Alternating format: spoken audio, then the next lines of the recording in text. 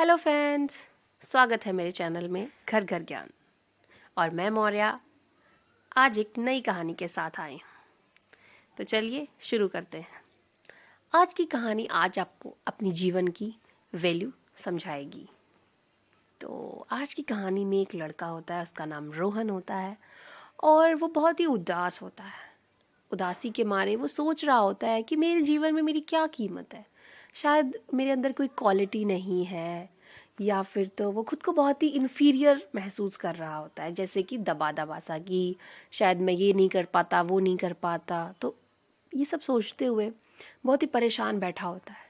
फिर अचानक वो अपने दादाजी को देखता है और वो अपने दादाजी के पास जाकर बोलता है, दादाजी मेरी क्या कीमत है, मेरी ज़िंदगी की क्या कीमत है, कोई कीमत है भी या नहीं। ये सुनकर दादाजी मुस्कुराते हैं और बोलते हैं, अरे बेटा ऐसा क्यों बोल रहे हो, चलो कोई बात नहीं, तुम्हारे इस सवाल का जवाब मैं तुम्हें ज़रूर दूंगा।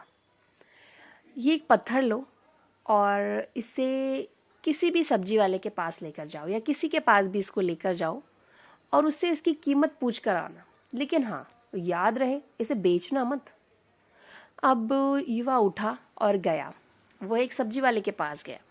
उसने पूछा, सब्जी वाले भैया इस पत्थर की क्या कीमत लगाओगे। वो भैया ने देखा पत्थर ध्यान से और बोले, ये बहुत ही चमकदार और अलग सा पत्थर है, मैं इसके 100 रुपये लगाऊंगा। इतना सुनकर युवा उस पत्थर को लेकर घर चला आया और दादाजी से कहा, दादाजी इसकी 100 रुपये कीमत है। दादाजी ने कहा, नहीं, आप लेकर किसी जुआरी के पास जाओ और वहाँ जाकर इसकी कीमत पूछ कर आओ। युवा दोबारा गया जौहरी के पास और वहाँ पर जब उसने वो पत्थर दिखाया और उस जौहरी से उसकी कीमत पूछी तो जौहरी ने कहा, यह पत्थर बहुत ही यूनिक और अलग सा है, मैं इस पत्थर की तुम्हें 10 लाख रुपए दूंगा।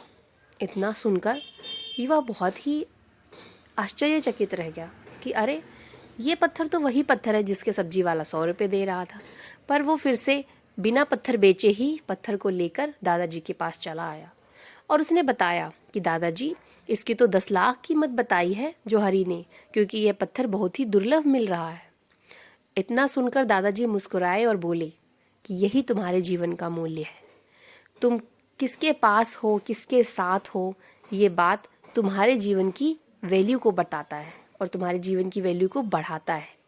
अगर तुम ऐसे लोगों के साथ रहोगे जो खुद ही बहुत यूनिक और अलग से होंगे और कुछ कर रहे होंगे, तो तुम भी जीवन में कुछ ना कुछ अवश्य कर जाओगे।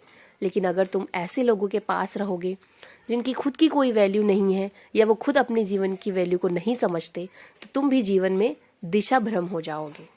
तो इस कहानी से दोस्तों हमें यही शिक्षा मिलती है कि हमें हमेशा अपने जीवन की वैल्यू को समझना चाहिए, दूसरों से कभी भी खुद को कंपैरिजन नहीं करना चाहिए और हमेशा अपनी क्षमता के हिसाब से अपने टारगेट को अचीव करना चाहिए, क्योंकि चलती का नाम ही ज़िंदगी है।